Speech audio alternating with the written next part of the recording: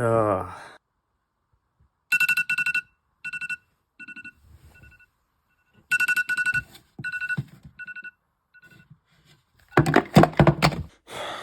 Oh, God. Let's go downstairs and make a coffee. Ugh.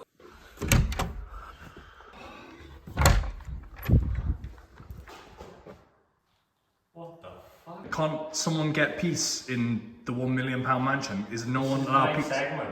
Bro, like I do this every day. like things change, you know? So you think you can move in and now just copy my There was Trump, now there's Biden. Well, let's just make a coffee together then. What the fuck? Bro, it's not rugby. This is my coffee segment. Okay. It's my coffee segment too.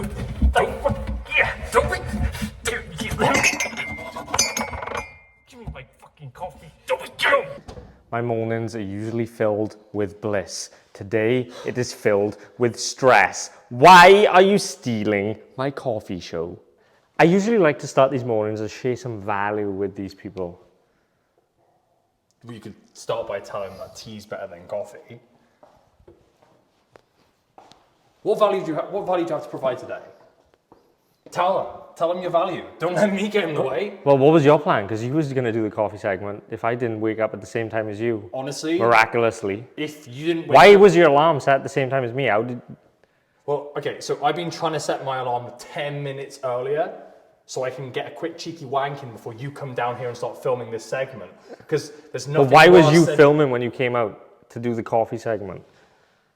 Like, what was your plan with this segment today? Like, what you was going to do it? So Post-wank or pre-wank? I'm confused. Both. There was no plan, okay? There was no plan. So therefore, I'm still running the coffee segment, and now you're just a guest. But it's a tea segment. It's It's the coffee segment. It's a tea segment. It's the coffee segment, and... But come on. And in the coffee segment, we provide value. And since as though you're a guest, we must provide value while making a coffee. Okay. So, okay, cool. We'll do that then. I guess the tea session will wait for the next mini series. maybe, start your own YouTube channel and you can do your afternoon tea session. What was that? You just stumbled on Your words afternoon tea. Maybe you call it, maybe you go, another afternoon, another tea. Gonna provide some value. What is this? It's the coffee segment. What is this? It's now completely raw and uncut coffee segment. Okay. So, yeah, do you want to just explain who the fuck you are? Because you took I my don't- coffee I segment don't- and now you're just you. I don't even and know no one knows who the fuck you are. I don't even know. Well, they probably know who you are from Instagram story, but the fuck? Who am I? You tell them who I am. I didn't introduce myself. I'm your guest, right? This is It's your Koash. show. This is Koash, aka world-renowned singer and top performance sales guy at the agency. This man closes models for breakfast. This man closes people for breakfast. You could definitely learn something from him. So, that being said, Thank you. That was more kind than I anticipated. yes. Thought you were going to. You're also, I forgot to say, a top-class cunt. That's Koash. Welcome to the coffee segment. Thank you. Thank you. I still haven't got a name for the coffee segment. I just usually say another morning, another coffee. I'm glad that we kept it real. I'm glad that you didn't try to sugarcoat my cuntiness. So yeah, like. Yeah. But what's it like changing people's lives on a daily? What you mean, like taking their money and then like shit? That's crazy. No, jokes aside, it's good. It's really good. It's crazy how I even fell into this role, to be honest with you. I mean, let's talk about that because that's a little bit crazy, right? Yeah, how did you fall into this role? I wish I knew. I look back and it just doesn't. It's a blur to me, you know. Like I was on this path for a very long time where I was just so focused on being creative that I never imagined myself being entrepreneurial in any way, shape or form. But then you kind of showed me that you could be entrepreneurial and creative simultaneously. Yeah. And I kind of ended up deviating down this more entrepreneurial path that I never anticipated I ever could. Yeah, because originally we met in a gym. Yeah, you came in on work experience. Yeah, you were like yeah, 18 or something at the Yeah, time, right? yeah. Literally, BTEC Sport. It was my second year in college because my first year was A-levels and I just dropped out. Like first year, I was like, this is shit. I missed like 300 lessons. Went back to do BTEC Sport because I didn't know what else to do. And then ended up on work experience in Planet Fitness, which was like the local gym. And then met this curly-headed fuck with Jade Vibe. Shout out to Jade. Shout out to Jade. Wherever you are in the world right now. And hopefully not signed to Dylan's agency. then we I probably started. would have seen you if you were. Yeah. Yeah. Then we started doing some mad shit on TikTok, being creative weirdos with the Wizard series. Oh, the wizard outfit's in your garage, by the way. Is it? Yeah, it's Yeah, in that's the quite garage. funny. Yeah, and then I don't know. At the time, I was doing I was just trying to do everything. I was flipping Instagram pages. I was doing drop shipping. I was like working nights to do drop shipping in Planet because it was quiet in the nights. And then after the 2 weeks work experience, I ended up getting a full-time job because I actually quite liked it and it was funny. And then Planet just started to go to shit because everyone started leaving. And I can't even remember why I left. It was just shit. Let's talk about the real that we fell into each other's lives in the most weird, coincidental fashion. And ever since that happened, we've just been constantly supporting and improving each other's lives in ways that I cannot find in any other one of my friendships. And I think that's crazy because I remember when I saw you the first time, or maybe we'd spoken a few times, and I did say to you, I was like, bro, you're going to be somebody.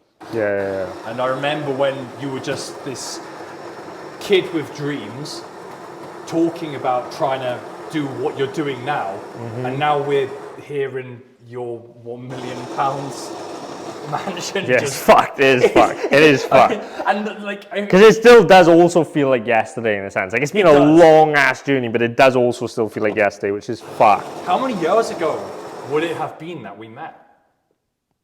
5 years? Jeez. Yeah, 5 years ago. Bearing in mind, he came in on work experience. Nearly 5 years ago, about 4 and 8 that's months. crazy. 4 years, crazy. 8 months, something like that. That's actually crazy.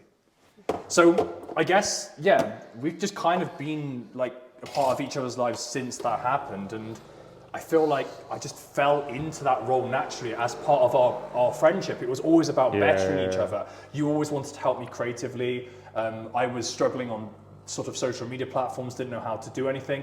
You kind of social media managed me essentially from the start before you even did OFN. Because you helped me get to 850,000 followers on TikTok before I had my account banned. So it's it was crazy that because it was crazy that you wouldn't start TikTok and I had to push you to start TikTok and then you started TikTok and blew the fuck up in COVID when in lockdown. But 2.5 years. Then it was a stage where we fell out with each other's life for a bit, I would say. Probably it was we wasn't it would just be a short back and forth on IG every now and again. And it was and then it just randomly ramped back up. And it's fucking... And now we're here making coffee together in Versace robes. Building our empire, building the fucking empire. Cheers, son. I feel like it's already built, but we'll continue building. Continue stacking. It's going to be Dubai on steroids. So I suppose in that regard, that's kind of how we know each other. But what is my role? People must be wondering because a lot of people that I speak to on course go are you brothers? Or they'll say to me are you the CEO? What are you in the agency? And I'm in this weird position where I feel kind of in this place where I've done differing things throughout my time within the parameters of working with you. That it's almost difficult to distinguish where you would position me. Yeah. I think you've done a lot of things. Obviously, we started off, when we started the agency, almost 3 years ago, it was me, Adam, and Jack who initially started it. And then probably within the first month of starting it, Koash came on. So he literally pretty much started it with us because we hadn't really done a whole lot at that point. We hadn't really... I'd taken one sales call with a model. Jack took a sales call. I'll still see if I can find the video and put it in here of Jack's first sales call. It was so fucking funny because he was literally in my old kitchen. I can't remember who it was. I think it was a woman called Alison, and he was in my kitchen taking a sales call, and like we didn't have a fucking clue what we was doing. We just winged the fuck out of it. We couldn't provide this woman any value because we didn't know shit. And he literally, me and Adam are literally listening in my living room, like listening through the door because we didn't want to disturb him. And we hear her go, yeah, she agreed to 50%. And then we come in and we're just all gassed, fucking jumping around. She stayed with us for like 2 weeks because we didn't have a fucking clue what we was doing. And then we was also like, right, if we're going to sign models as well, we need to focus on other shit, and we need to. And then we ended up playing Rich Dad Poor Dad, didn't we? Dean came over, played Rich Dad Poor Dad, and we was like joking around about like OnlyFans, stuff like that. And then Dean was like, fuck it, I'm in. And then the rest is fucking history, like. Yeah, and I suppose then I just kind of just focused on helping you with the sales calls, client acquisition for some time, and then effectively kind of fell more into the sales side of things because I just kind of naturally picked a lot of it up as we moved along, which I think is crazy because I don't really have a background in sales prior to this. Yeah, no, it's definitely a fast developing sales environment, like sales guy, definitely. Because it was only in Crete when you started, like, you'd obviously been closing models, but completely different from closing, like, people that we're, like, partnering with and stuff like that, because this were obviously way bigger deals. Oh, God, yeah.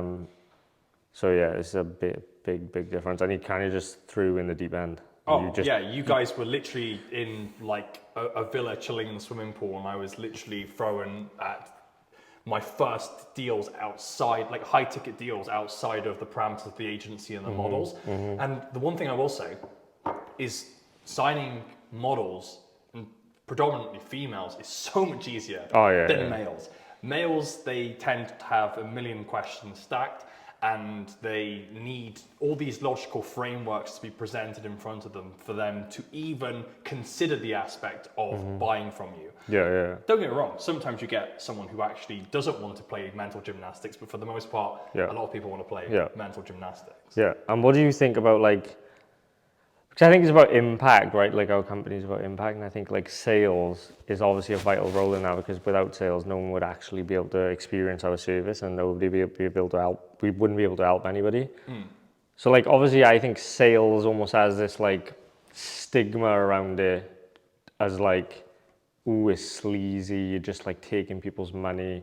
What do you think about that? And, like, what is your entire, like, sort of look around sales? Yeah, that's a really good question. And the people that you've obviously, like, helped, and the people that you've pushed over the edge, and because you've pushed them, they now back to you, and they're like, oh my God, you helped me so much. I'm so glad you made me do that decision, blah, blah, blah. Yeah, so I feel like sales in itself, it gets the bad rap of the sleazy nature, because the fact of the matter is 90% of what's actually available to be sold on the market is bad products.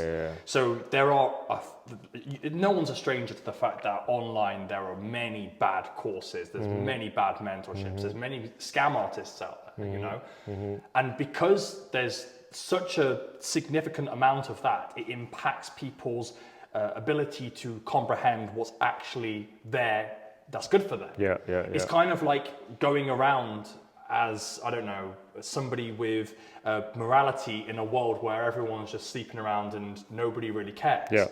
You kind of think, well, if everyone's like this, then I'm never going to find that pure partner. And it's exactly the same when it comes to this. It's like, well, okay, well, you know what? If I'm being scammed by X, Y, and Z, then effectively everyone must be a scammer. But that's just so not true. And you almost then end up cutting your nose to spite your face, because you're extrapolating your past pain onto a present day scenario. And what by that I mean effectively, you're basically saying, I've had one bad relationship, now every other relationship that I have is going to be bad. And you're preventing yourself from ever having success because of that extrapolation. So to the question that you asked about the sleazy nature of it, I would ultimately say that sales isn't sleazy. It's sleazy if you're selling a product that you don't believe in, because effectively you are deceiving people when you push them over to the finish line. But if you're not pushing them over to the finishing line and the product that you have is decent, then you're failing them. So I mean, what I would say to anyone who wants to start sales, anyone who's thinking about becoming, you know, someone who wants to get in sales, find something that's worth selling. Find something you believe in, because if you don't find something you believe in, you can't sell it. You absolutely can't sell it, because you won't believe in it, you won't sleep at night. And if you can sleep at night, then Yeah, I don't know, maybe you're selling IML or you're in some form of trading or, but yeah. Yeah, I always think like, before I say that actually, if let's just say, right, the product that you were selling was dog shit and you still had all the same people coming to you, do you think you'd be able to sell as well? Do you think you'd have the same close rate? Do you think?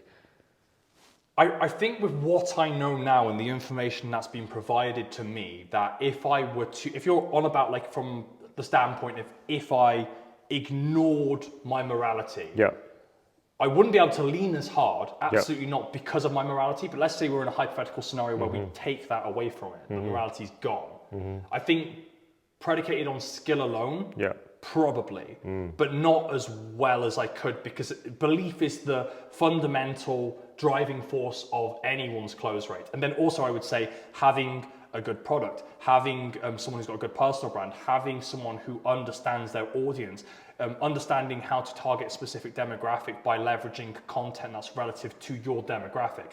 There's so many elements of it that I wouldn't even say that it's purely on the salesman.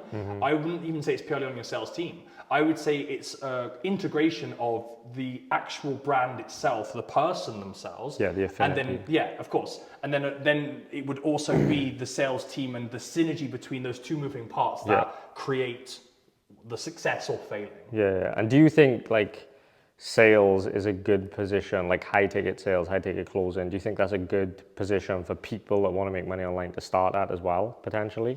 I would say it's one of the best. Yeah. I would say it's one of the best. Like the money, like it comes in quick if you're stacked in a position where you're, on a good offer. Yeah. Everything's working, all the moving parts are working. Now, is it easy to find your soulmate? No, but if you don't get out into the dating world, you won't ever find your soulmate. So it's like, well, there's no time better to start than today. If you're effectively thinking, I want to start sales, there's so much good information online. I mean, look at the likes of Alex Hormozi. His logical sales skills, they will allow for you to sell, your first 10K in commission. Look at the likes of Jeremy Miner. He looks predominantly at emotional-based selling skills and leveraging those on sort of products, I would say, that offer kind of like solutions for those starting from their first 0 to 10K. It's so effective because those people need that push. Yeah. And you have to trigger the push by leveraging emotion. Yeah. It cannot be done purely through logic for these people because these people kind of suffer from... Yeah, I almost don't even look at sales as sales. I look at sales as like, you're not selling someone, you're literally there to help someone make a decision. That's like why we say, like, obviously, you're more of a senior advisor. Like, you're there explaining to them what it is we do, what the offer is, and then literally it's down to them to make the decision, but you're helping them make the decision based off everything that you know. And if you actually think you can help them, because you've had plenty of sales calls, right, where you've literally just like ended the call after an hour, you've spent an hour of your time and been like, this guy's not gonna be a good fit for us, and so I'm just gonna leave it there, and I'll maybe push him to Dylan's YouTube channel so you can get some value there instead. Like, explain that process as well, because you don't just close 100% of everything. Like, we are picky about who we work with because we need to get results. So, I mean, one of the first things I do on the calls, if we, our setters or the qualification managers haven't gone through the people and maybe they've been away, I will pre-qualify them with a specific criteria that I'll run through with them in the first 10 to 20 minutes of the call. I'll also ask a lot of probing questions to kind of figure out who they are and what they kind of what their current situation is. So if they don't meet that criteria, then the call won't be as long as an actual call where I'm speaking to a qualified candidate, because a qualified candidate is a mutually beneficial business deal between myself or our agency and effectively them. Now, if we're in a position where we're taking people on board who aren't qualified, well, not only are you going to get buyer's remorse and sort of, the refunds coming in through thick and fast, but you also have to understand the power of word of mouth. Word of mouth is huge in this space. If you've got people going around saying, he took my money, he's a scam artist, he didn't provide any value, he's doing X, Y, and Z, and it's all negative, well, you've just basically pissed off 20 other people vicariously through one person. So it's like a lot of people in this space, what they tend to do is they want to collect quick cash. They want to piss off as many people as they possibly can to get that quick cash, and they don't think about the long-term ramifications of that. Whereas we've kind of scaled slowly, where we could have taken on 100%. We could have taken on thousands of people. But what's that going to do other than do you know what I mean? Exactly, it's it's the peaks and the troughs. Yeah. It's like you don't want to just make a ton of money just to make a ton of money. I think I forgot your question. I do apologize. No, you just riffing off that, but you don't want to make a ton of money just to make a ton of money, because when you get to the point, like we've already made a ton of money with our agency, so like when you're at this point anyway, it's not like the full driving factor. And so like everyone we work with, it's like I mentioned in a couple of the previous videos, like we want to be able to like guarantee success almost. Now obviously a part of it is on them, but based on like Dean's qualification process, he spoke to so many people now, he knows whether they are going to be the right fit based on where they're at, based on what he thinks. And you know, maybe there's an odd scenario every time where maybe we might be wrong. If that's the case, sometimes we'll just give them their money back and just send them on their way. It's as simple as that. But like I have a lot of messages every single day of people who like want to work with us, but again, it's like I don't want to waste everyone's time, because if like you've got to be at a certain point, I think personally and in your business, and if you don't like fit that criteria, then it's just going to be a waste of time on our end, because there has to be that value exchange.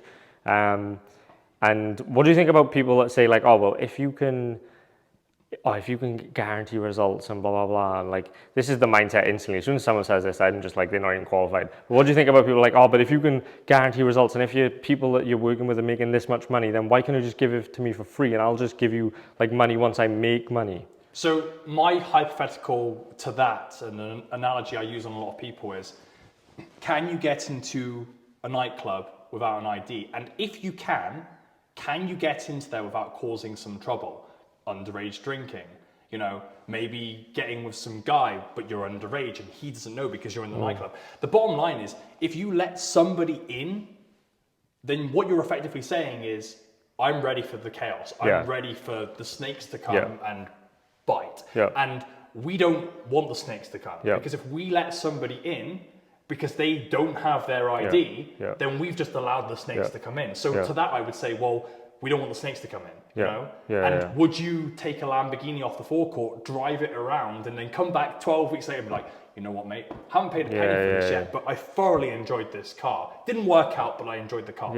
You need the ID, and the ID is the money, and the money is intrinsically tied to your commitment levels. And if you're not showing your commitment levels, then you're not qualified. And we don't want to work with you because you're not going to do well regardless. Right. It's literally, if I give someone, I like to explain it like this, right? If I give someone access to information for free, and I give another person the same access to the information, and they paid 10K for it, I fucking guarantee you the person that paid 10K for it is going to do so much better. And this person's probably not going to value it, and he's probably going to give up and fuck off, because there's no skin in the game.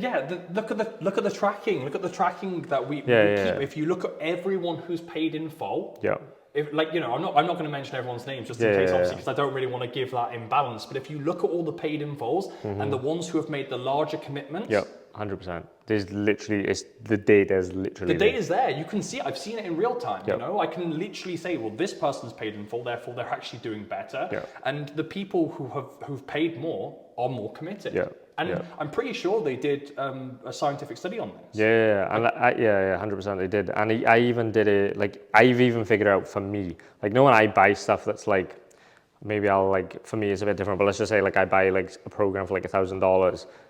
I might never even actually look at the program. The amount of programs I've bought for like 500 quid, $1,000, and I've not even looked at it. Because at the moment I thought, oh, maybe I can learn something, and then I'm just like, I don't even care. But like the programs where I've spent like $15,000, $25,000, $50,000, the most I've spent on a single program, fuck, it's different. Like you're all in, like you're scanning the information, like it's just a different, like you've got to succeed, you've got to make it work. And every time I've spent those big commitments, I've made the money back fucking tenfold, like all the time.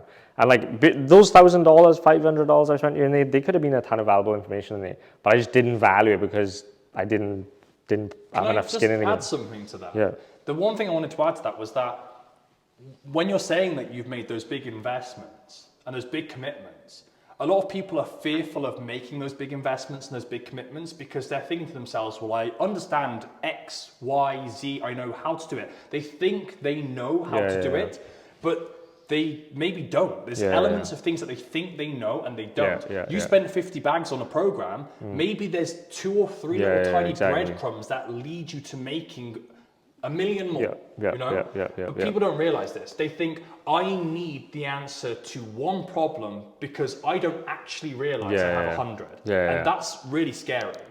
It's really scary. That's why, like that's the first thing we always do with the clients we bring on board is like pre-mold them and just find out all their inefficiencies. And every single time we almost do like a business audit, they're always like, oh my God, I didn't realize I had this many issues. Or they'll start to go through the material and they're like, oh fuck, like there's this much to it. And I'm like, yeah bro. They haven't even been running their agency like a business. It's just like they've got a model and they're just doing some random shit they learned on YouTube and they're like, oh yeah, I'm just, you know, making 10K, 5K, which is pretty easy to make in this business. But then like they say and they want to get to 100K, but I'm like, right, if I was to give you everything you need to get to 100K right now, you wouldn't even be able to support the 100K. Like you wouldn't even be able to sustain that growth. So like we've got to figure out everything that you're doing wrong first, fix that, get rid of the shit that's not working, build mechanisms to avoid failure, and then we can actually get you to talk about getting to the 100K a month mark, because we could give you everything to get to 100K right now, but you're just going to come straight back down. You're not going to sustain it. 100%. So 100%. It's that simple, really. What would you say are the 3 biggest lessons or like pieces of advice that you've been given, had in your life that you could like pass on? Like what would you tell your younger self? Gosh. If you wanted him to be successful, if you wanted him to live a good, happy life, health, wealth, love, happiness. 3 insights. Okay, the first thing I would say is relinquish ego. It has to go. Ego has to go. I would say that ego is something that's held me back in my life.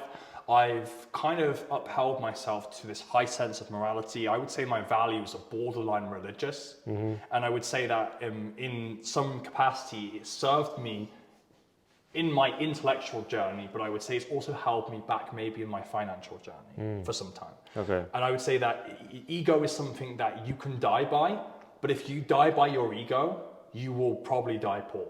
You will die, I mean, you'll die with many people saying, oh, he was a great person, he was a kind human being, but you need a dragon. If you don't have a dragon, then you can't fend for yourself or others. And I always think of this analogy. If there's a guy out there who can have any girl he wants in the world because he's successful, but he still abstains, well, he's effectively in a position where he actually has access to that and he abstains from it. Therefore, he has the power and therefore you can respect him for it.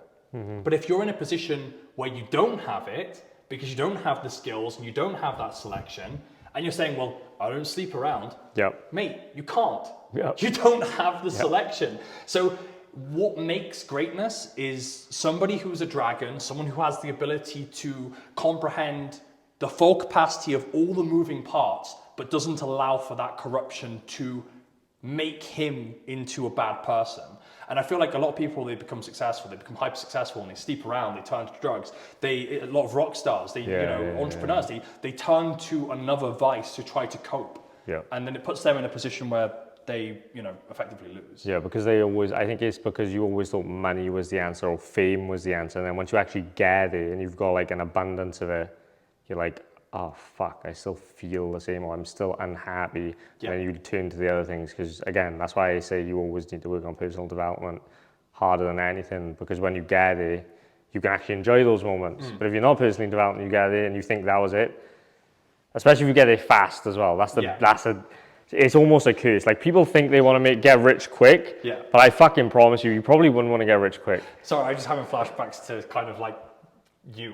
Like this guy, like when he first came into money, I would say you had a hard time. You had a bit of a Justin Bieber saga, I would say. I fucking lost all of it. we won't go into that. I think everyone does though. I think everyone does. It fucks you. You need to learn. That's honestly one of the only ways you can learn the lesson, I think. You think you're prepared for it, and then you make a fuck ton of bread, and then all of a sudden you're in the gut. I don't think it's good making money fast. I actually wouldn't preach it. Like, and when I say money fast, I mean like 1, 2, 3 years. If you can make money if you can personally develop, make money over a long enough time horizon and actually sustain that growth and keep making money, and that's where I think you're in a sweeter spot. Than I would rather make like, 30K, 40K, 50K a month for the next fucking 10 years than go and make a 10 mil and then fucking lose it all because I don't know what to do with it. Like, I would 100%. So my second piece of advice that I would give to my past self, did you say? Younger self. Younger self, okay, is help yourself by helping other people. Because most of my life, I've just, once again, it kind of ties back into the ego thing. I've tried to do what I feel is best for me. Nobody cares about you. Everyone cares about themselves. Yep. But the only way that you can effectively get people to care about you is by providing value to them. Yep. Because then they will care about the value that you can provide, and then they'll want to be around you. Yep. I mean, if you were a down and out, or I was down and out, and I wasn't able to provide you any value, you would have kicked me to the curb. Yep. We wouldn't be in this kind of like mutual friendship that's helped us sustain growth, and I would say push us to the next. So if you're in a position where you're not providing any value to anybody, then nobody cares. And it's sad for most males, because I don't mean this in a sexist way, but most female value comes from beauty. And when it comes to males, their value comes from what they can provide. But men aren't born into this world being able to provide anything. So unless you work on yourself, you will always be in a position where nobody will care about you, which is kind of like the reason why I would say I spent like, a decade not being loved, not being admired, not really people wanting to kind of be in my presence. And I feel like that's something that every young man has to go through. But the sad reality is some men, they don't go through it and come out on top. Or some never even go through it. Or they just go through it and never get out the other side. Yeah, and that really makes me sad, because I'm a very compassionate person, and I do care a great deal about, like, especially disaffected young men. And I feel like when it comes to that sort of vantage point, having been through it and come out on top, I feel privileged in the sense that I've been mentally strong enough to be able to deal with that. But I do always feel for people who may not. But at the same time, I would say that as someone who's been there, it's up to you what you do with the negative connotations that are thrown at you, the negative experiences you have in your life, the rejections you face. Do you become stronger from it, or do you become weaker? And it's what you choose to do with that. We can all turn to a vice, whether it's alcohol, whether it's drugs, whether it's sleeping around, whether it's doing something that's destructive. But what is that really doing? Because it sounds to me like if you're doing something that's negative, there's going to be more negative ramifications that come with that, and it's kind of going to spiral out of control. But if you take those negative things as like a learning curve to become more positive and build and build and build, you're going to go through the hardships to come out on top, and you're going to come out scarred, but those scars you'll wear proudly, and you'll be the man that deserves the love he desires. Like no one wants to know the Dean that hasn't been through anything, that doesn't have the scars, but everyone wants to know the Dean that's interesting, that's been through it, got all the scars, been to battle, because he's a way more interesting person. Absolutely. That's what it is. That's the journey of the entrepreneur. That's the journey of life, I think, in general. Absolutely. Not even entrepreneur, but just. And what's the third thing? The third thing, I'm going to need to mull on that, because I'm trying to think. What's the most valuable thing you feel like your 18-year-old, 20-year-old self could have had to maybe speed up time? Gosh. Honestly, if I'm talking to my younger self, I'm not sure how to articulate this, but like I spent a lot of time in my teens jumping from relationship to relationship to relationship. Now I haven't been in a relationship for like almost a decade, and that's a choice. You know, it's a choice. It's not something that I'm unable to attain. There's lots of opportunities that have been presented to me, but I just know that I wasted so much of my teen years trying to satisfy this loneliness that existed within me with other people, because I felt like I needed to be accepted by other people. But what I came to realize is if you find people who are on the same journey as you, or are trying to strive for greatness, then you can strive for greatness too. And it's super difficult for somebody to realize that, especially if they live or came from a disadvantaged area, which I feel like we did. So it's so difficult to find people who don't want to drag you down, who don't want to offer you a bump on the weekend. Do you know what I mean? But the one thing I will say is I always remained true to myself through all of that, all of the pain, all of the offers, you know, for any of those things. And I've never touched drugs, I've never smoked, I've don't sleep around. And I mean, some people think I'm a freak and an alien for that. But I would rather be a freak and an alien if being normal means doing letting loose and not having any morality. Yeah, facts. Which is kind of sad because we live in this world right now, which is kind of another topic, and I'm going off topic a little bit here, but we live in this world right now where religion's kind of on the rapid decline and everything's kind of being pushed against this morality and turning on its head. And we're in this position right now where everyone's like, well, you know what, there is no God.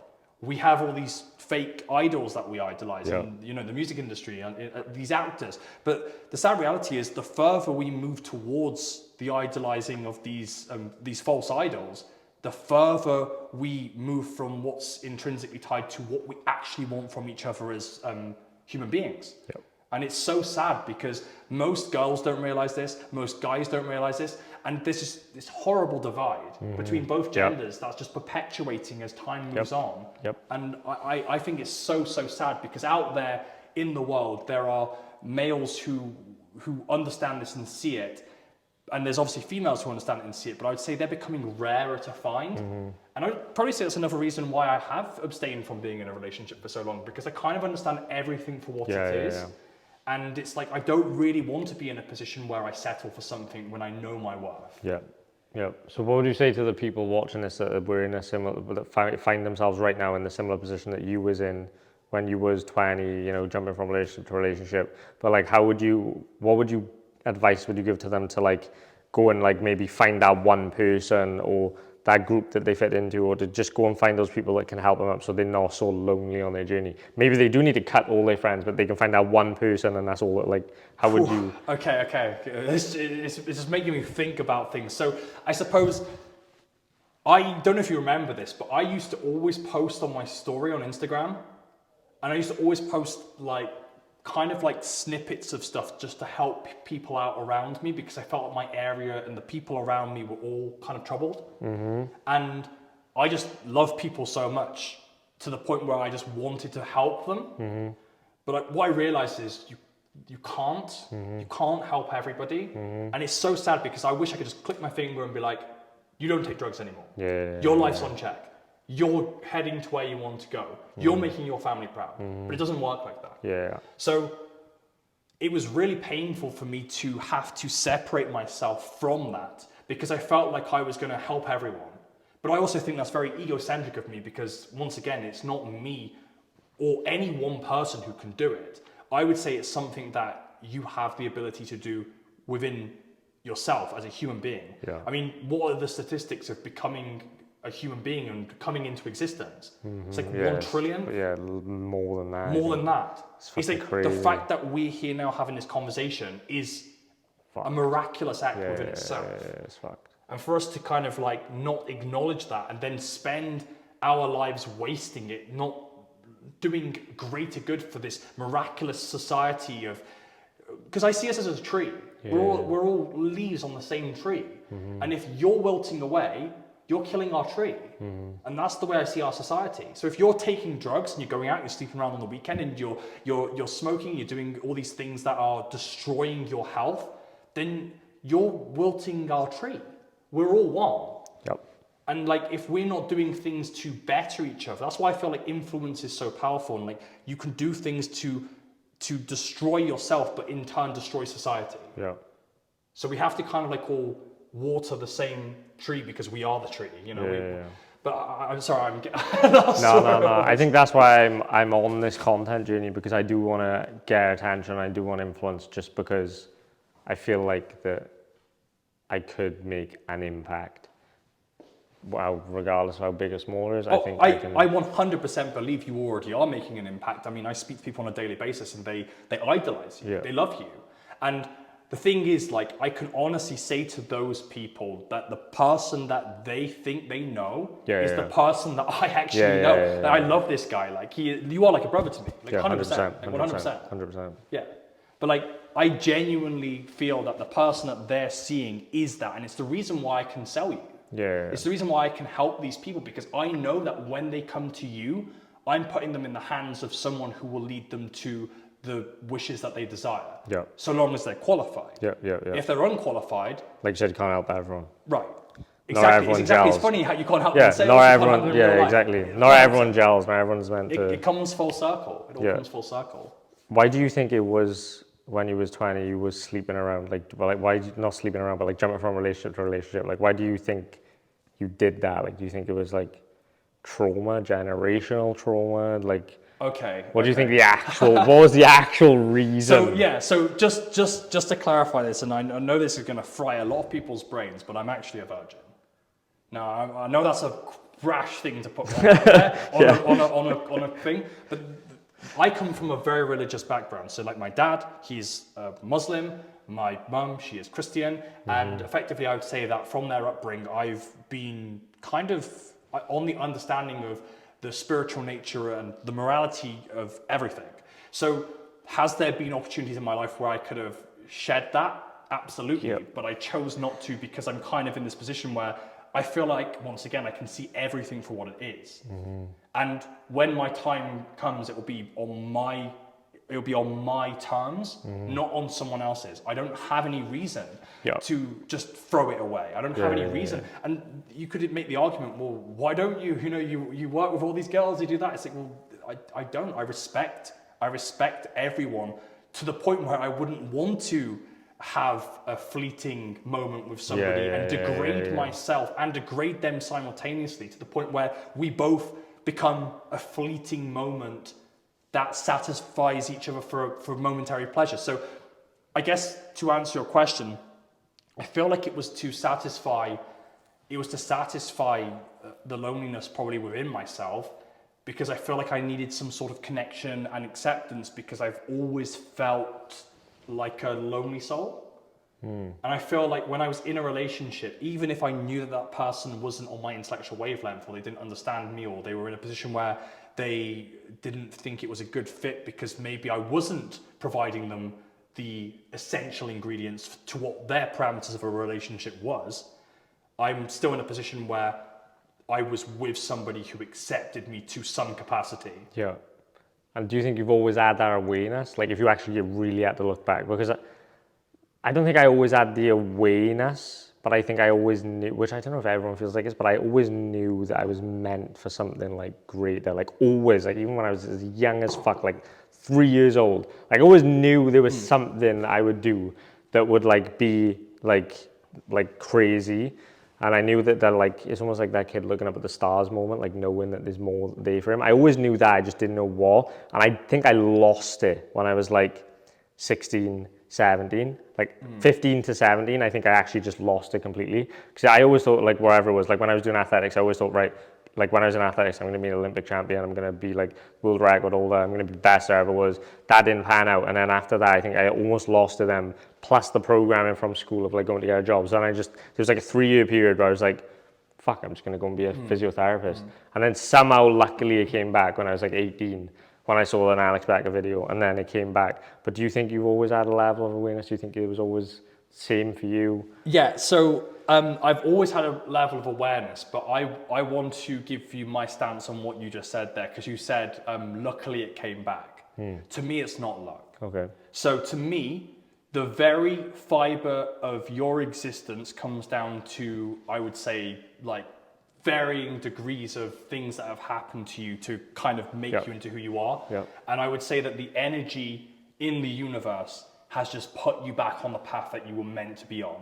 Do we have deviations? Absolutely. You know, sometimes we're gonna go off track.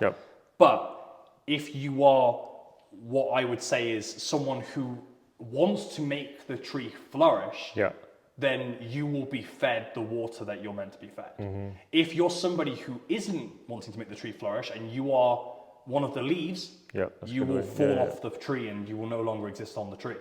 And whether that's in the form of falling off in life, I mean, it's quite funny. We say someone fell off, you know. It's like they turned to drugs. Did they stop? Did they lose their desire to keep up with fame?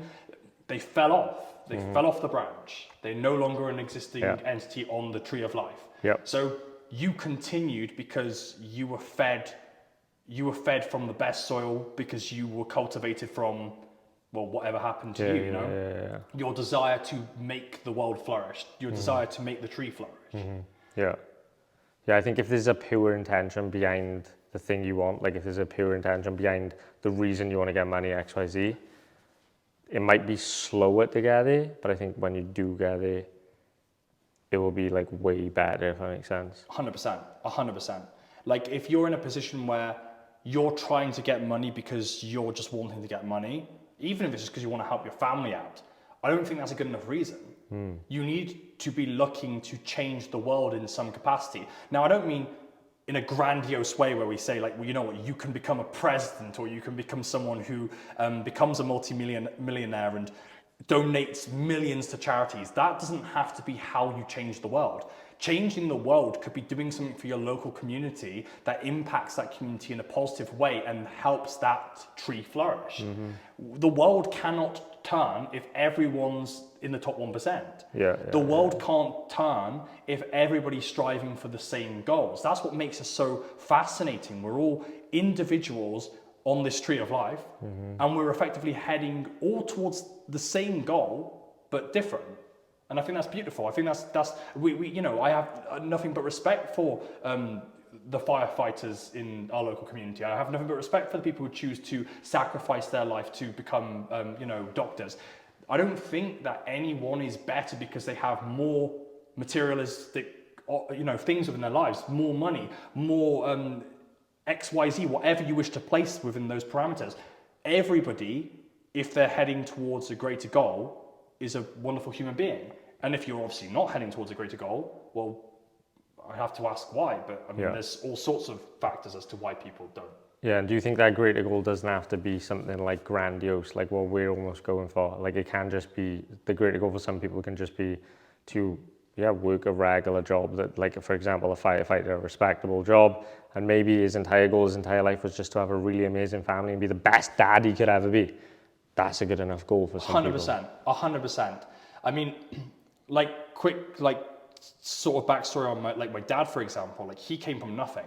Like he's a Palestinian refugee. He came from absolutely nothing. You know, had his home taken away from him, lost his dad, you know, in the war, literally had lost everything, you know? And he came to this country, didn't understand a word of English, learned the language, became a PhD, a teacher with a PhD, and he did mechanical engineering and mathematics. And there's people out here in the United Kingdom who won't even try to do better than my dad who came from nothing. He's showing you up. There's people coming into the country and they'll be like, well, these people, they come into our country and take our jobs. Mate, you weren't working those jobs. The system wouldn't move without these people coming in. These people are doing the slack that you will not. You know? The market decides. It's not like a man is there deciding these people get to take their jobs. If they're providing more value and they're putting in more work, they're going to take your job. That's how the market works. It's a free market. Absolutely.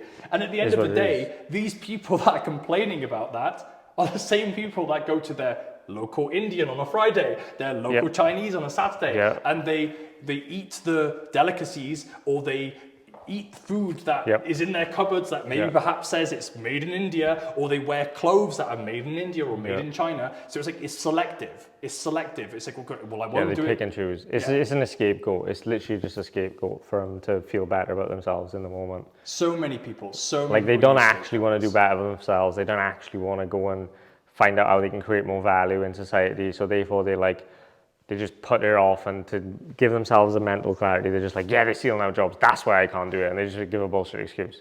It's the excuse people give themselves when they want to become an entrepreneur and they want to start a business. Oh, well, I'm good on money. You must have been lucky, or you must have had some money, or blah, blah, daddy's money. How many times have we been in my car in the last 3 years and someone has said, daddy's money, is it? But it's like, bro, it's fucking so stupid. What pains me every time someone utilizes that one is obviously knowing your circumstances, knowing your past. Yeah, I know. Like, it's like to hear that one specifically. It's like, mate, you could choose any other one and you went for that one. But obviously they don't know you. So it's like when they say those things, it's like they're reading off a script. They're reading off a teleprompter. They don't know what they need to make themselves feel better in the moment, because they're like, well, this kid looks young and he's got this and I don't have this and I'm older and I probably work hard at my job or wherever. But at the end of the day, I think almost is how you, like, if you do work a regular job, I think it's almost how you, if let's just say you work a 9 to 5 Monday to Friday, I think how you spend your weekends will dictate how well you'll do. Oh yeah. Like I think if you probably have people that work at the same 9 to 5, let's just say maintenance job, they work a 9 to 5. The people that then go out every weekend and just fuck their life up, and then the people that actually work on the weekends to better themselves, I think that's how you can almost tell. Like if I was to place bets on people that would do well, and they were bought in regular jobs, I think that's what I would look at. I would look like their structure throughout the week. Okay, they Monday to Friday they work in these jobs, blah, blah, blah. Saturday this guy goes out every weekend, does coke. Okay, this guy is actually working on some business, but this guy's going to be the one that does well. I think you can almost tell from your weekend. Yeah. I mean, I worked in a bar for 7 years, and when I was in that bar, I saw the same people every single weekend without fail. Yep. And I would tell these people, even though they were paying customers, I would tell these people, I would drop them knowledge bombs and little nuggets and be like, oh, back here again, are we? Doing this again? And the sad reality is I just wanted to help them. I didn't want to see them again. You know, I'm glad I don't do it anymore. Did I meet some wonderful human beings there? Did I make some memories? Absolutely. But will those people, was I able to help them? I don't know. Yeah. Probably not. Yeah. You know, I'm sure they're probably still doing the same thing. Yeah. You generally can't help everyone. And it's sad because I want to. I really want to. This is why I love sales so much, because you can help people that want to be helped. Yeah, I think you're actually more inefficient and you actually waste more time trying to help everyone than trying to help the people you can actually help. Like you're way better almost focusing on like the quality than like trying to help everyone, because it doesn't work. Yes, which is why I'm going to bring this into like my third point, or I know I've already kind of made one, but we'll call it like a third and fourth to my younger self. Help people that want to be helped. Don't help people that aren't able to put themselves kind of like, you know, in harm's way, put themselves on the path that they need to be on. I was speaking, this is last year when I was speaking to my therapist, she effectively said to me, she said, you can lay out the table to put people, you know, all the food out there on the table, but it's up to them whether they eat it or not. And she basically said that, you know, it's up to them. They will eat what you put there if they want to eat it. They won't eat from the table because you force-fed them. Yeah. So you have to drop knowledge bombs sometimes. And it's painful because when you have the information to help someone and you love them with all your heart, it's this battle between logic and emotion to be like, damn, I want to help this person. I really want to change their lives. But you can't come in with all of this when they don't understand all of this. Yeah. So you have to drop these little breadcrumbs. Yeah.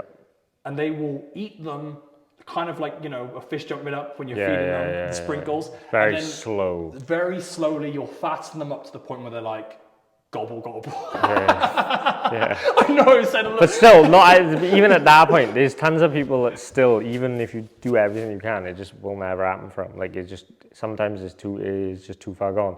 And you actually end up just wasting more of your time and energy, and maybe even hurting your relationship, because they actually just don't want to change, and you trying to get them to change is actually just making your relationship worse, when you may as well just accept that this is who they are and I need to love them for who they are. And it's almost like selfish sometimes, especially with family that you've tried to change and they just want change. I think it's almost selfish that you feel like that's what they should be like, because maybe that's not what they want to be like, that's not how they are. So like it's almost selfish for you to almost put your beliefs of like they should think this way, they should be this way, when that's not necessarily them. And it can actually make your relationship worse. Yes. Because they look at you then like, why is this guy like fucking being weird and trying to make me do these things? I don't, like, they don't enjoy it. We think it's for the better of them, but it's actually not for them in particular. Yeah. And like I said, they just can't change, and you'd be better off accepting that and just like it goes under everything. Like if like, for example, you always, when you was younger, like you said, like you felt lonely, maybe there was a part where you felt like you wanted something from your parents, like some type of love, but maybe they showed their love in a different way, but you expected them to show love in the way that you thought about it and you wanted it. But because they didn't do that, you ended up being like lonely. But like now you're conscious of it, then you can like actually now realize like, oh, they show love in this way, so I just need to be accepting of that. And even if maybe I don't like that, the way they do that, or that's not what I need to just recognize in this moment that this is their way of like showing love to me, or this is their way of doing X, Y, Z. And I have to do that in my life with all like my family and all the family. I'm like, right, okay, this is not great, but I understand why they're doing it. And I understand that this is their way of trying to show love to me. And I have to just go behind the intention and not the actual action that they're doing. If that makes sense? Yeah, 100%. Like, I mean, I was having a conversation with my parents when I visited them last week, and we were talking about. I basically just showed them my music video, and I basically showed it, and it was over in 2 minutes or 3 minutes, and they went, "So when are you doing the next one then?" Yeah. And I was like, "Oh, whoa, let's hold the front door a second. We just spent 12 months on this, okay? Effectively trying to get this all together. Can we like relish the moment for like at least 5 minutes?" But I realized in that moment, that's just their way. They both come from backgrounds where they've lost everything, you know? So they're just constantly pushing and pushing because they don't want me to lose everything. They want me to have everything. They want to know I'm stable. So maybe you're right. Maybe the love that they show me comes from this sort of driving force that compels me to want to move forward because I never feel that enough is enough. And then I'm in this position where maybe, like you said, when I was younger, I was jumping from relationship to relationship because there wasn't that sort of more generic love. There was more of like a tough love. But like it's like the balance was only created in the equilibrium of family and partner. But then again, that comes down to again like a bit of ego and a bit of selfishness. Is like, why the fuck? How can you dictate the way they love you? Like why were you such a cunt to ask for? Like, do you know what I mean? Why do you think you deserve that? Like, do you know what I mean? In a sense. So I love the way they love me though. Like I feel like it's kind of made me into who I am, and I would say that it's made me kind of like it's fashioned my dragon, as it were. So But I don't think people ever get to the point to even understand that. They just think maybe their dad's a cunt or like their mom's a bitch. And they never actually truly understand. Me and my dad for a very long time, I would say we had like a lot of moments where we'd like butt heads and we'd kind of like come up against each other because we had differing viewpoints. And there was a time in my life where I felt like we had like a bad connection. And I would say that it was not his fault. It was me. Like it was all me because I didn't understand him. I didn't try to understand him. I wasn't emotionally mature enough to deal with his parenting and understand that he just wanted what's best for me. And I mean, I'm just so glad that I managed to redeem that and work on myself to the point where I was able to repair that, because now me and my dad, we have one of the best relationships ever. He's like a brother to me. So I mean, it is sad that some people don't come to that realization, but I would say to that, like, I mean, work on yourself so that others around you, it comes back to what I said. Nobody's going to love you if you can't provide value. If you don't even understand yourself, how can you provide value? You have really got to help yourself first before you can help anyone else. You really have. And it's at different levels. Like you can help yourself a bit and then you can help some other people and then you can help yourself more and help some more people. And the more you help yourself, the more people you help. But you really have got to put yourself first to help people. And people don't understand that. Like, for example, like you might make your first bit of money and then you just got a bunch of people that expect stuff off you. But that's not the right time. You need to keep, stacking your bread. You need to keep developing. You need to become a better version of yourself. So when you do actually help them, that help actually changes them, and it's not just some temporary like bullshit. What I love about our sort of business partnership and friendship as well is that I never feel guilty for asking when I've needed stuff, and I don't feel like you have too. We've always just thrown things at each other. I mean, the other day, like when I was just like, "Yo, just have this, man," and then you do the same to me, but "Yo, here's this thing," and we just constantly like, and it's almost like that episode of The Office, where Dwight's doing nice stuff. I can't remember who he's doing it for, but effectively he just keeps on doing nice stuff, and then they're trying to out reciprocity each other. And I feel like that's kind of what happens when you have a good foundation and good friendships, because when someone does something nice for you, you feel guilty. So then you want to do something nice back, and then you like 2x it, then 3x it, then you 4x it. It's and then it goes out of hand where you're just cleaning each other's briefcase and shoes and getting donuts and bagels and shit like that. 100%. So, all right, sweet. We'll end today because that's a long ass fucking segment, and I hope you found some value in that shit. Good shit. Sweet. So, time to do a little co-op run. Get some essentials. Still waiting for my water to come back. We're running out of water, which is a big fucking issue. I ordered water like 4 days ago for next day delivery. Still fucking dark outside now as well because I haven't filmed all day.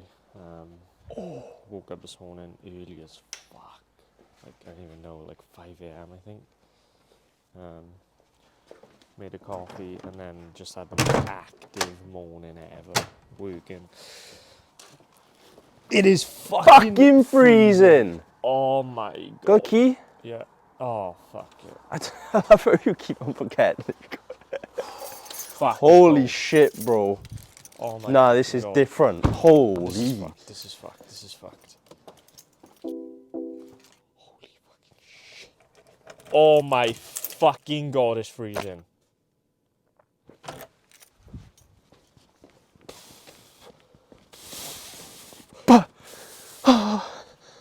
Oh my God, I'm gonna die. I'm gonna die. I'm actually gonna die. Oh my fucking God. This is like an ice fucking bar. Talk about cold exposure, bro. I actually feel like I'm doing a cold plunge. Holy shit. This is literally a cold plunge. Oh my God, it is. It's Oh minus. my God. It's 100% minus. I got shorts on, by the way. It's 100% minus. It's It's gotta be. -5! -5! -5! Holy sh! That makes it worse! Oh, I'm even colder now, I know that. But Oh my fucking God, it's cold. fuck! Jesus Christ! It's frozen then. Fuck! Oh!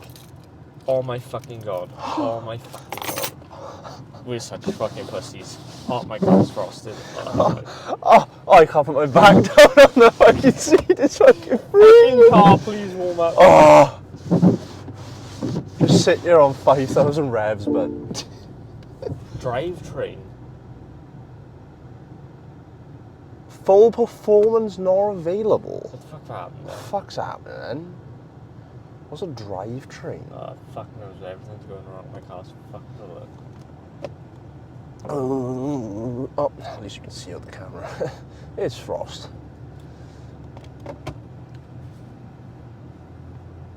Straight back and forward it. So, I think I'm just gonna fucking put the i8 in the garage when it's fucking like this. Just keep it on charge in the garage and then get a daily or something, like a fucking Jeep or some shit. But fuck.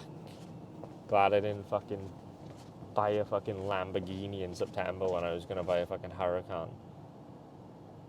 Because that'd be shit if I wouldn't have even used it. I went to fucking Mykonos instead, and I was like, just obviously planning to, like, I was potentially gonna go and live in Bali, so I was like, no, I'm not gonna buy one.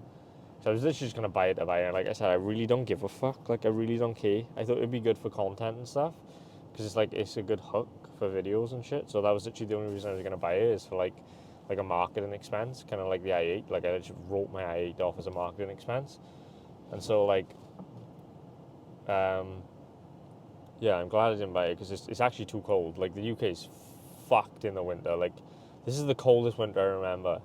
Like, -5, -6, -8 the other night. Like, fuck. Like, that is the fucking global warming. Yeah.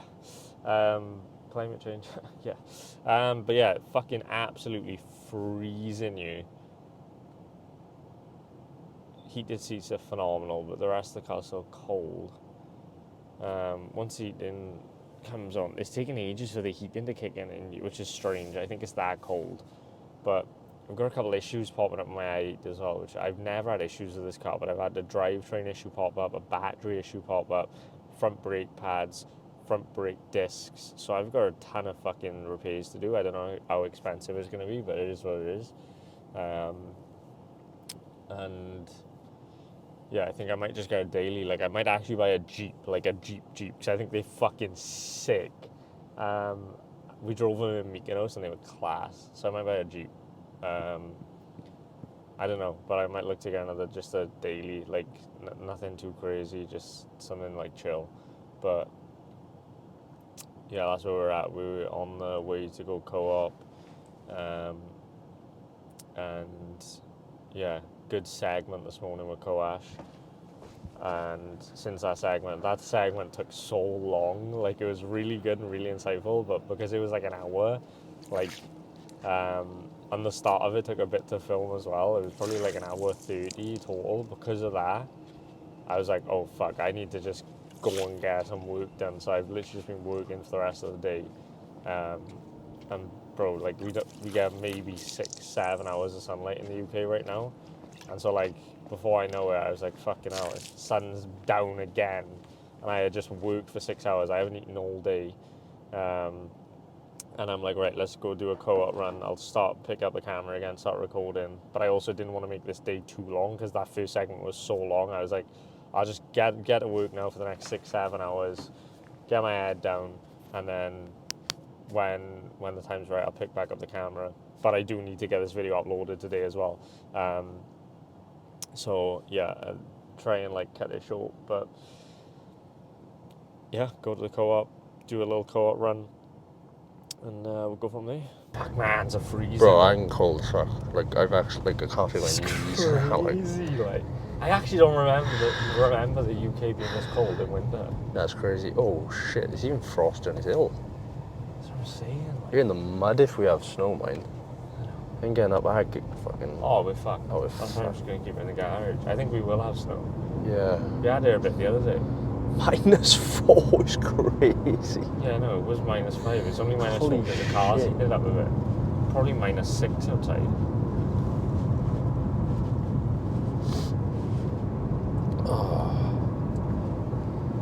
Yeah, these roads are going to be fucked because as soon as it's obviously 0 degrees, that's when water turns to ice. So, I mean, Yeah. fucking these roads always have water. Is in it as well. actually, like, is it the car telling you that it's fucking like, or is it actually... That's the car's, like, that's the Oh, car's it is temperature. -2. Oh, is it? Yeah. So... I don't know how accurate that is. If they said -5 when we got in the car, no way the car's going to be Oh, you have colder an than eco outside. mode.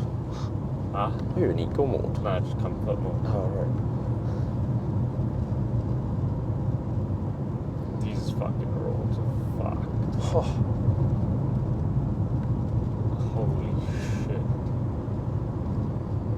I just don't like the cold. It's just shit. It's just low ROI. Fuck. Like, Takes a piss. Look how long it just took us to fucking just leave the house. it's just not a good Oh. vibe either. Like, it's just fucking shit.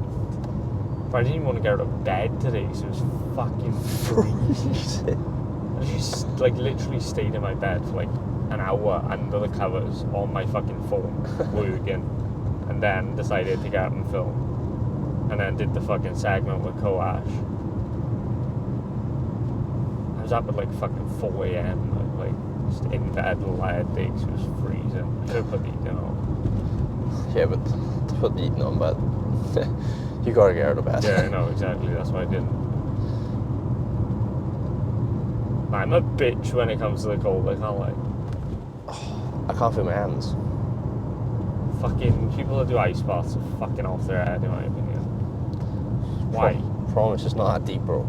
It's really So not that deep. who you're like. trying to prove a point to, but Yeah, no, it's fucking crazy. I've been through enough pain in my life, but I don't need to fucking put myself in an ice bath like and fight my demons. I'm fucking good. But I've just gone through cold therapy, I think. I know that this is I've all the actually- cold therapy I need. I've actually Just been walk through it. outside, innit? When I was putting the rubbish out, dude, yeah, it was fucking freezing. Oh, Fucking yeah. Just love being in the middle of the fucking. You could have moved over a bit. yeah, like, it's fucking hell, got an X7 of you fucking pawns. Should we just park in co-op? I know. Keep us warmer. Fuck! You actually need to do some Wim Hof breathing, but just to warm up. Oh my god. Let's fucking go. Oh my fucking god. Oh my god, oh my god, oh my god, oh my god, oh my god. Holy shit.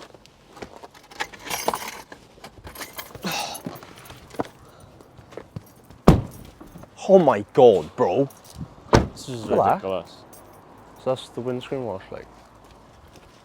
Ha! Yeah.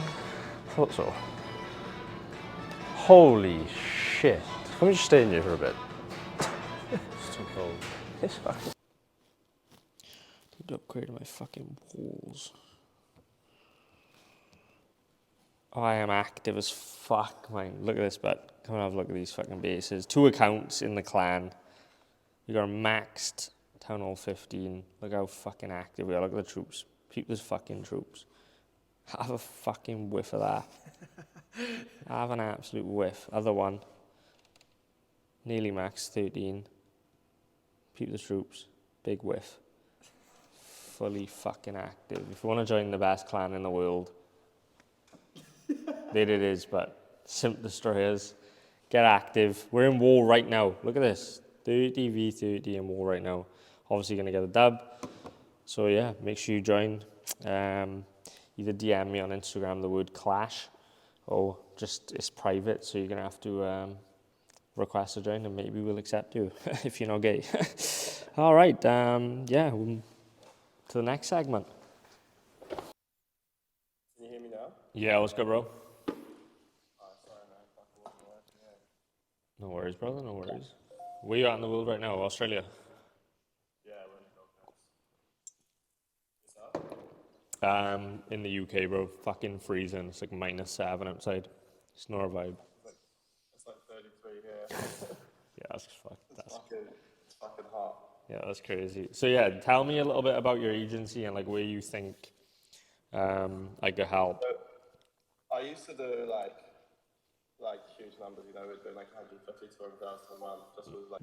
When you say you feel stuck, like why do you think that is? Because I speak to a lot of agencies and they say they feel stuck and they're like looking for this new insight, but a lot of the time, like that's all you need to do is like double down on what's been working up to this point and just that's how you get to the next place. Like you just need to do more of what's already working. Yeah, so we're. The pre-recorded live things is sick. Like we do that, it works really well. So that's definitely a big bonus if you can get that cracked. And you said you've already got the software for it, so like that's going to be solid to implement because some of the models we work with, we're bringing in like 100 subs a day from pre-recorded lives on TikTok, which is insane. So definitely do that because that'll definitely work, and it's obviously less time for your models. And then, like, honestly, we're very, like, our agency's, like, different for a lot. So, like, we do run different, like, paid ads and stuff like that on different websites, adult websites, etc. But, like, we mainly just focus on, like, organic content. Like, we're just really good at organic content. So, like, when it comes to traffic, like, for us, it's more, like, very quality-based. So, like, you know, some of our biggest creators with, like, couple million followers, it's mainly just all like having most of the models we work with is like we have 1 to 2 accounts max on Instagram, 1 to 2 on TikTok, and we just focus on quality, and that's like how we've always done it. Basically, you're just emulating 100 different phones. Yeah. Each phone can be geo-swapped to wherever you want in the world, and sort of using AI to be able to match it to where it should be going. Yeah. Are you looking into like AI models at all? Nice speaking to you. Yeah, 100%. Have a good rest of your day, brother. So, what I'm going to do this week is I've got a ton of really solid, value-packed, OnlyFans-based content that I'm working on.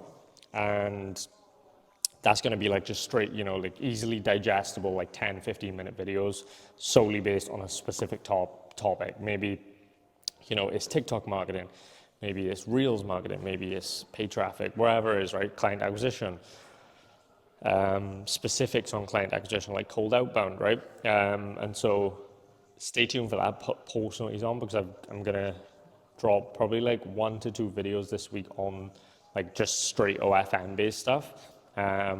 So it's not as long form. So those are going to be sick. So keep an eye out for them. I might drop like a free course just for everyone to like watch, like just put like a free course together. So like you can, maybe like a free course that can get you from like 0 to 10K a month. I think that'd probably be the most value for the biggest market segment. So I might work on that, just do like a X amount of hours video, work on a course for free and just give it to you guys for free. So if you do want that, drop like, just comment the word like free or some shit, or just comment that like you want that course. So I don't believe in like selling courses and shit anymore. I just think those days are over. And so, yeah, I think I might just drop like a free one or something just to give you guys as much value as possible. And it'll just be like a course to get you from 0 to 10K a month. So if you want that, just drop a comment. But I'm going to end the day for today. So yeah, peace.